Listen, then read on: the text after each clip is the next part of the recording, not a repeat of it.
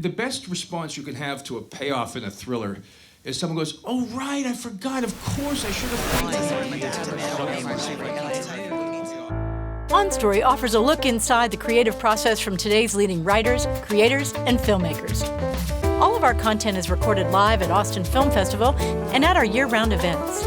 To view previous episodes, visit onstory.tv.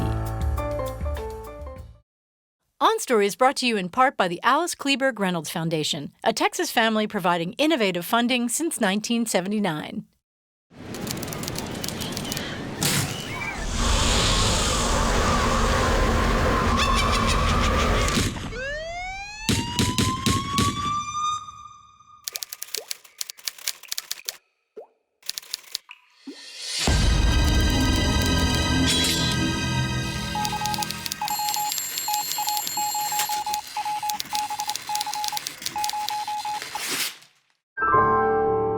From Austin Film Festival, this is On Story, a look inside the creative process from today's leading writers, creators, and filmmakers. This week's On Story, Lulu Wang, writer-director of The Farewell. I always knew that it was a story that took place over the course of like these few days. It's literally about the farewell, about the goodbye itself. And every time I go back to China, for the last like 20 years, you feel almost the same kind of sadness, the same kind of like farewell, because you don't know, as people are getting older, you don't know if you're going to see them again. In this episode, Lulu Wang, writer-director of The Farewell, discusses writing and directing the autobiographical story of her family's decision to lie to her grandmother about her terminal illness, and instead plan a wedding to say their final goodbyes. Something's going on. Just tell me what's going on. Your nan is dying. She has a stage 4 lung cancer. The doctor says she has 3 months. Could be faster, you never know. So can you talk about, the experience first of when you realized that was a story you needed to tell this way as a film, and how you started to approach the content in a way that you experimented with the kind of material you were going to share with us and the kind of material you decided was too personal? Yeah, I think that for me, when this happened in my real life, I got the call from my mom and, my grandma's sick and all that. I was in the middle of post-production on my first feature, which was a screwball romantic comedy. And I was like frustrated and sad and angry. And I thought, well, this is so like my family. And this is why I love screwball comedies, because my family is absurd. And this is a screwball setup. So that was my first intuition, was like, it's a screwball setup. But then, going through it, it felt like much more. Because I'd always wanted to tell a story about my family, but I just didn't want it, like, the log line of it to be like immigrant family from China story. That's the story, right? Like, I felt like I needed a vehicle, and particularly one that would show off the humor of the culture and of the family. And so, yeah, I guess it was really about the juxtaposition of the humor and the joy with the pathos that made me want to, tell it. And then ultimately, like figuring out, is my responsibility first and foremost to the film, which is to tell the truth, or is it to my family, which is to protect them? And sometimes I couldn't do both. And so that was always the struggle of like, who do I ask permission from, and when do I just do it, regardless of how they might feel, and what are the things to include in the film? And figuring that out meant I had to figure out what the story was ultimately about.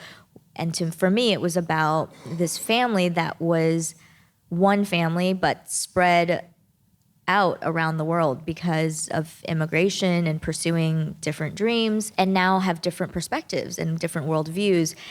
And they also have different relationships to the matriarch that they're losing. And so the things that I knew I needed to explore was, how it actually helped to show why these characters grieved and what they were grieving beyond just that person. What were your feelings in the process of deciding how to tell the story that made you feel like, this could be a screwball comedy, even though there was no other love interest, which there often is, you know? Well, I think I'm always drawn, I don't want to say always, but for like a lot of projects, I'm drawn to the humor and to the absurdity. And so the comedy was the most obvious part first. And if anything, it was like the comedy came first, the humor came first, and then I had to tone it back because most people saw it because of the screwball setup, the absurdity of the setup. They saw it as like a broader comedy, like a true screwball or a true sort of farce kind of movie. You know, so it was like, how do I keep the humor, the situational humor, without leaning into it? You know, it's more of an awkward humor where you're like not sure if you're supposed to laugh, which is also kind of how I felt during the entire event in reality, where I was like, is anybody else know this is funny? Like when my uncle started crying and I was like, but you guys don't know, like he kept saying to me, don't cry, and look at him now. 我所有的成就都是你的功劳。妈，你是全世界最棒的老妈。谢谢。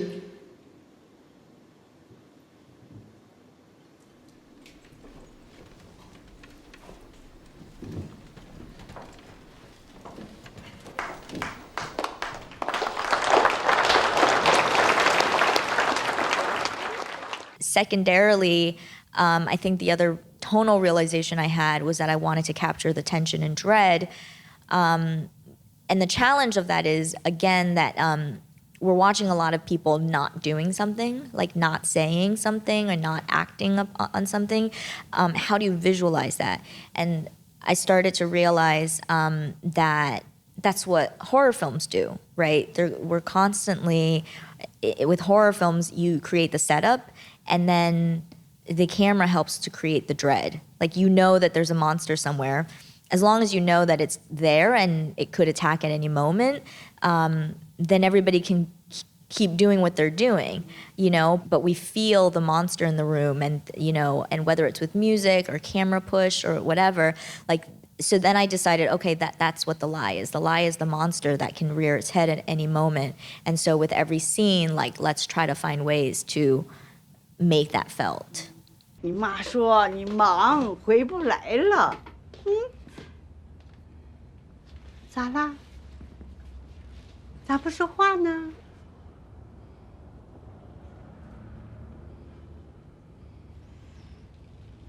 我想你了。哎呦，奶奶知道你想我，怎么回来的？飞回来的？游泳回来的。啊？ Should have called first. 哦，这个傻孩子骗我呢。Can you talk about the process of, you know, when you decided, oh yeah, I'm going to do this for This American Life, and then how you started to work through your actual story? Were you already writing the script then, or, you know, did it help you actually finish the process? How did that work? Yeah, it definitely helped a lot, and it actually allowed me to take a different approach to the script because, and this is a writer's thing, but I think it's also just an identity thing, which is that, you know, when you're a marginalized voice, to some degree, I think that I'd gotten used to compromising. Like, it was almost like, on some level, I thought I would always have to compromise, so that became the norm. So when people started giving me notes on how to change the script in order for them to even be interested in making the film and greenlighting the film, it wasn't, my first instinct wasn't, oh, I'm not going to change anything. I'll just keep fighting until someone wants to make my movie. Like, that doesn't happen, you know, for a film that is like 85% in Mandarin and subtitled, but is an American film. You know, and so you're just like, this is already an impossible feat. So that's when I did This American Life, because which was a coincidence. I was on a festival tour with a short film, and Neil Drumming, who was a new producer at the time at This American Life, said, I really like your voice. I'm trying to find stories from underrepresented voices that haven't been, given a voice on This American Life quite as much. What other stories do you have that maybe Hollywood's not letting you tell? Because he knew, that I was primarily a filmmaker. I said, well, it's funny you should ask. I've been working on the story about my grandmother, and pitched it, and like immediately everyone was like, that's crazy, that happens? Like, is that normal? Like, what did you guys do? And what was so wonderful is because they're journalists there, that immediately it was like curiosity and investigation and going, that's wild, like, so then what? And, it's not in their wheelhouse to go, well, how do we change the story to make it more exciting? It was more like, this concept is crazy, let's investigate. And no one had done that before. Like, can you imagine a Hollywood producer being like, that's so fascinating, and then how did you feel? And how do you think we can visualize that emotion on the screen, Like, whereas, with This American Life, it has to be based on factual accuracy. So you're trying to find the drama within what actually happened and trying to find the best way to represent that, as opposed to like, just immediately jumping to like, okay, she's got to bring home a boyfriend who can't use chopsticks and everyone laughs at him. That'll be funny. I'm like, well, that was not the drama. The drama was the fact that I actually didn't have a partner at the time, and my grandma's dying, and she's like, when am I going to see you get married? And that's much more internal, and it's harder to represent, but that is the tension of the film for me. Question. Do you know about my grandma's condition? 你们说的啥呀？奶奶她在英国学习，所以她会说英文。是吗？是的。宋大夫，我想问你，结婚了吗？哦，我还没有。小伙子长得这么俊，又是大夫，还会说英语，没结婚？不会吧？ How bad is she? You can tell me the truth. The cancer is quite advanced. Shouldn't we tell her? There were a couple of really distinct scenes where they're at that table that's moving around, which actually was, it was a really interesting scene. It was one of my favorite scenes in the movie for so many things, for the information that you get in it and for the distraction that it becomes with that round table. Yeah, I think just, going from script to screen, the biggest thing was working with my DP and, in a way, almost like writing with the camera, like we talked about having a strong visual concept for every scene that was part of the storytelling. It wasn't just a visual gimmick, and it wasn't necessarily even flashy, but that there was a concept where you could go, rotating table, like that's our concept. And especially because we had so many dinner scenes, like that was the challenge of how do you make each round table distinctive. And so, like the first one, for example, it was all about isolation, that very first dinner when they get there at night. And so the idea was that we were using longer lenses that you saw over the shoulders. And so all the other characters were obscured. There's only one character on screen at a time, except for the bride and groom. We always presented them as like a duo for comedy purposes.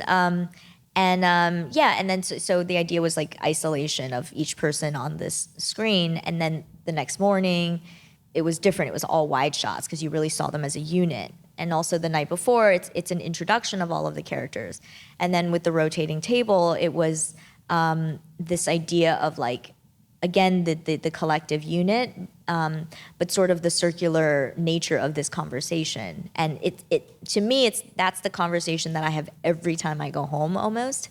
And no one ever really wins. And it's the questions that immigrants and then the people who don't immigrate ask themselves because they're not sure if they made the right choice by leaving or staying, and they're trying to weigh and trying to figure out what's better and defend their own choices.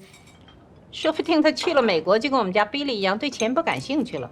他只在乎自己想做的事儿。你们也不用太担心，等比利成了有名的作家，那就挣大钱了。现在就等于在为他的天赋投资嘛。养孩子就跟玩股票似的哈。What's that mean? You said you're a stock investment and you're going to make us a lot of money. But I can't expect that from you, right? You are the losing stock. You know, obviously the film is a comedic film, but some of my favorite moments in the film are the drama moments. And in particular, the very beginning where she's sitting with her dad on the bed, where you just see their backs. And this conversation, it just feels like her posture and the whole thing was something that you could imagine yourself in that moment, you know? You know, a lot of my inspiration is, especially for this film, is European, and Anna, the DP, is has a European, you know, cinematic background, and so that was the thing. We knew it was a comedy, but to keep it from being a broad comedy, to keep it grounded, to keep the emotions really real, we kept saying, and we, you know, and sometimes people would make fun of us because we'd be like, we want to make cinema. Like, I know that that's not like a cool thing sometimes, especially on a low budget film, because people can kind of roll their eyes and be like, oh, that's so pretentious. But we just both really love like visual storytelling, and I didn't go to film school, and it's something that I'm constantly pushing myself to do more of because I come from a writing background. But you can do so much visually that sometimes you know, like takes the place of like 10 pages of dialogue. And it's so often like the things you don't, and again, it's like the things you don't say, right, in the film. It's also the things that you don't see sometimes. So, you know, seeing their backs, like that's such a lonely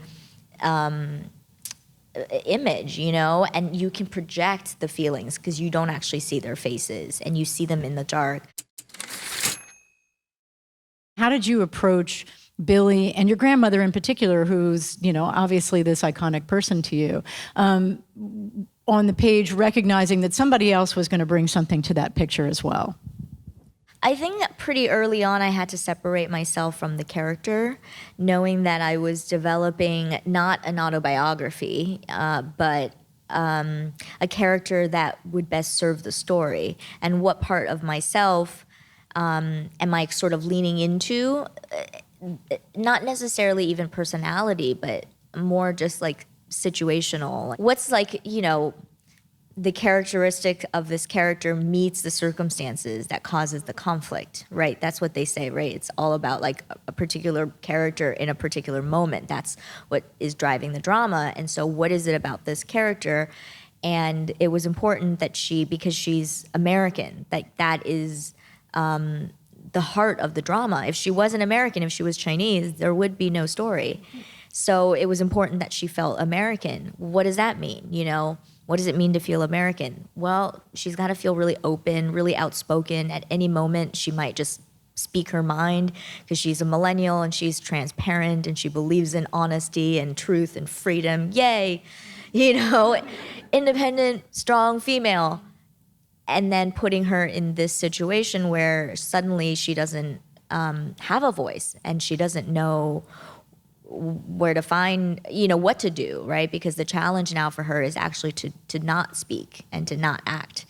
And so, you know, that's what also influenced my casting decision of like, you know, how do I find a person who feels the most American and like somebody who in this family is going to feel like a black sheep.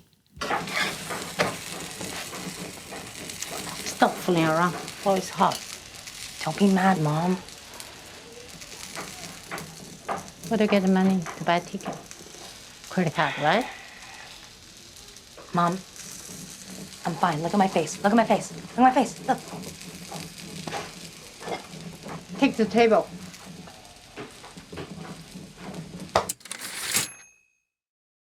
I think it would be helpful for people to hear a little bit, if they don't know it already, about your background, which is an unconventional way into filmmaking. Yeah, I am classically trained as a pianist since like I was 4. It was sort of put on me, you know, Asian family.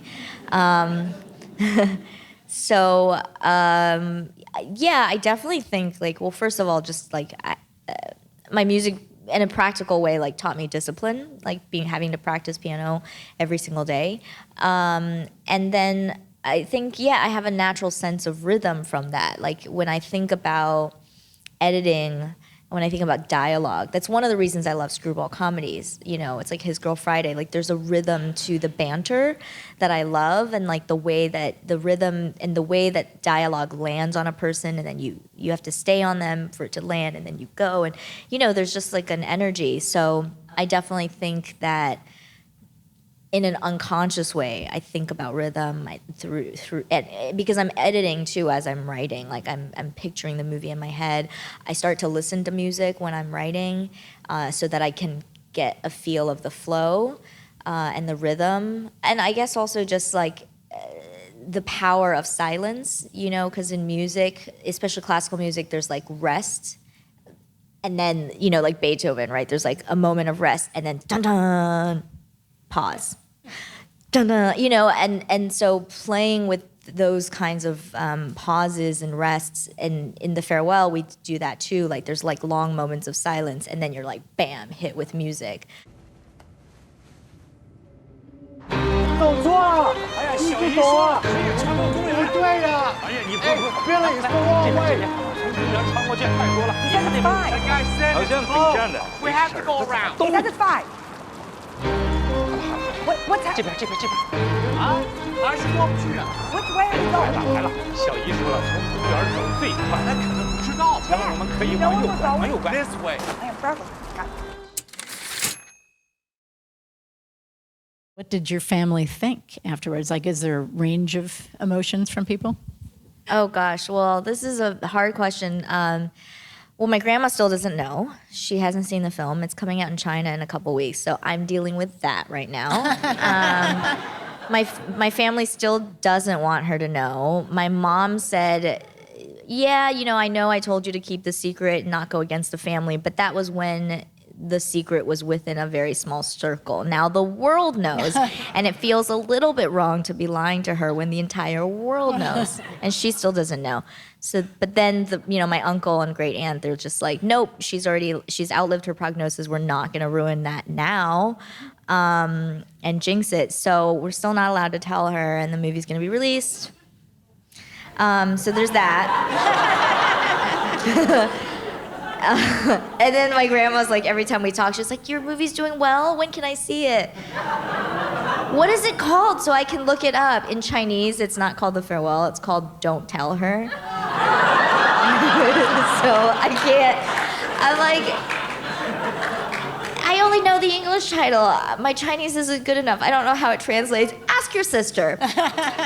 And then in terms of vulnerability, it's really tough. Like writing the script, and then my parents didn't see it until it was at Sundance, because I wanted them to experience it in a room with people laughing and responding, so they, which is a different perspective than if they were just judging it on their own, on a computer at home. And so that worked. Like, they were really proud. But of course, my mom felt like she was too mean in the movie. And she's like, I'm nothing like that. And then and then she told my boyfriend that. My boyfriend was like, no, you're not like that. She's dramatizing. Like, don't take it personally. It's, filmmaking. And then my brother's like, what are you talking about? She's exactly like that, Mom. You're exactly like that. And then my boyfriend the whole time, like the whole Sundance, was like, I think your mom's really upset. Like, I think you should talk to her. I was like, you don't know my mom well enough. Like, yeah, she's upset, but just let her be upset. So, you're like trying to handle a lot of people's feelings. And it's really hard. And then also, like, even during production, we were shooting in my grandma's neighborhood, and then she kept insisting we should shoot in her apartment. And then she was like, I'll move out, put me in a hotel. And then the producer started looking for a hotel, and I was like, it's not good enough. The woman has cancer. We can't. And they were like, is this reasonable to move my grandma? And then my grandma was like sick during the production and then she kept saying, she didn't know that she had what she has, but she had to go to the hospital because she had infections. And she was like, I promise you, I'm not going to die and ruin your movie. Like, I'm gonna be fine. And and she's on these tubes, and I'm like, oh my God, what something happens. So it's just been like a lot of up and down. And for my producers too, because I don't think they've ever had to like shoot a movie in China and literally collaborate with my entire family while lying to my grandma, because we shot in my grandfather's grave, and to scout that, like, the cemetery scene, that's actually at my grandfather's grave, because we couldn't get permission to shoot anywhere. And also, it was visually what we thought was the most interesting. But, you know, they had to like call my aunt to figure out what grave number and how do we get there and navigate. Or I would be like, oh, there's this one restaurant that I used to go to with my uncle. Can you call him and ask him where it is and figure it out so that we can go scout it? So it was chaotic. You've been watching A Conversation with Lulu Wang on Story. On Story is part of a growing number of programs in Austin Film Festival's On Story project, including the On Story PBS series, now streaming online, the On Story radio program, the On Story podcast, and the On Story book series, available where books are sold. To find out more about On Story and Austin Film Festival, visit onstory.tv or austinfilmfestival.com.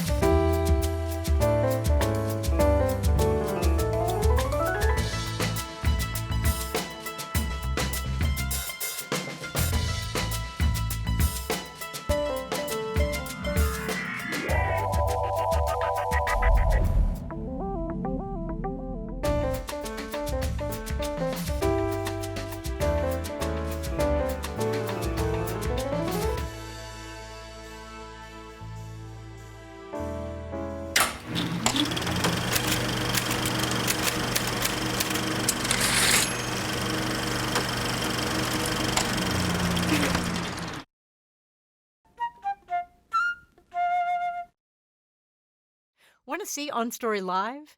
Join us at Austin Film Festival's annual Writers Conference each October. Visit www.austinfilmfestival.com to find out more about badges and passes to attend the festival.